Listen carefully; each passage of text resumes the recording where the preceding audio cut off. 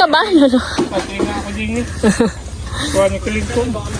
So, gumamit na kami ng mixer para mas mabilis kaysa sa halo. Hoy, halo daw! So, nag-run kami ng mixer, 1.5 yan. Walang operator sa 1.5. Buti marunong yung iba namin helper. Tapos, inaakyat dun, guys. Yan. Bababa naman. Mataas kasi yung lupa dito. So, makita dun sa taas. Yung nanay ko piling, mason, ganyan. Alis! O, di ba? Piling mason. Diyan, tama ka rin ng pagpik. So, from dun sa baba, dito namin ipon yung tubig sa drum, malapit dun sa haluan.